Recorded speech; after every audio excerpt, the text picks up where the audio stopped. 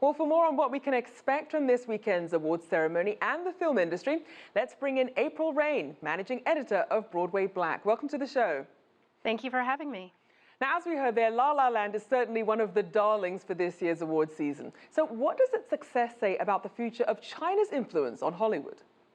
Well, I think that we have a lot to see about what's going to go on in Hollywood and in China once La La Land receives even greater acclaim in China.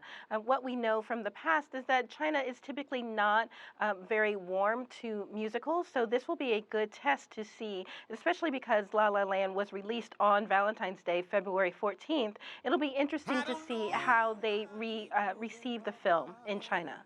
Now, what are American studios doing to improve their popularity among Chinese moviegoers? Well, I think that American moviegoers are looking to involve China every step of the way, from the screenwriting process all the way through distribution. There are still some changes that need to be made, however, because we saw a film like The Great Wall starring Matt Damon, which had him coming in to rescue 1 billion people from the dragons, the bad guys in that movie. I really would have liked to have seen an Asian or Asian American actor play that lead role. And that's certainly something. Diversity was certainly an issue. We saw that after last year's Oscars So White push, there were pledges to really increase the number of minority voters.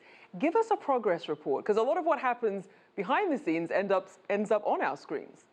That's exactly right. So the Academy President, Cheryl Boone Isaacs, invited 683 new members into the Academy, its largest and most diverse class ever. However, even with that change, that increase, the Academy is still 89% white, 73% male, and the average age is still in its early 60s. So there's definitely more work that needs to be done there.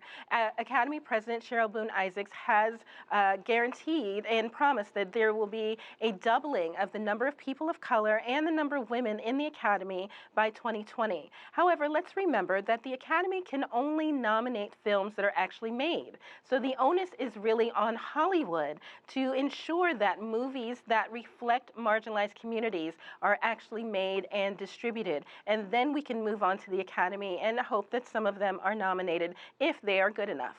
Now, let's also look at the so-called Oscar bump. What sort of increase can they expect in box office sales when you have some of these winning films, especially after Sunday's awards?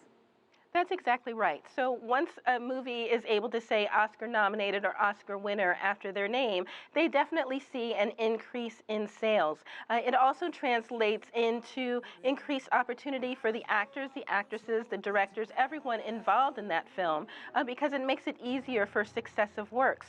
So we would expect to see an increase in box office receipts once after Monday when the winners are announced at the Oscars. Now, April, let's talk streaming services. We know that Amazon got a Best Picture nod with its Manchester by the Sea production. What have they figured out that perhaps Netflix hasn't yet? Well, I think Netflix has figured it out. Netflix has just determined that they don't want to do a big a big production just yet. But 2017, a release there, 2018 remains to be seen. We definitely know that Netflix is doing incredibly well in the smaller categories. So, for example, the movie 13th by director Ava DuVernay, which concentrates on mass incarceration issues in the United States, has garnered an Academy Award nomination. So I expect to see more of that. Amazon is the first to dip its toe into the water, and I think that there will be many other streaming services that follow shortly thereafter. So Netflix perhaps biding its time for now. So in terms of what's next for streaming services, what should we expect and what sort of competition do they offer for traditional studios going forward? I don't like to see it as much as competition, but opportunity for perhaps smaller filmmakers to get opportunities that they would not have otherwise, because they can go directly to streaming services to make and distribute their films.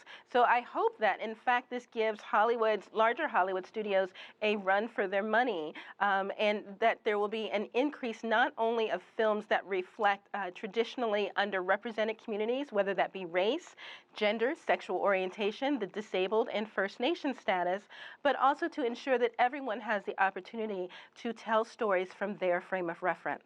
Absolutely. Thank you so much for your insights. April Rain, managing editor of Broadway Black.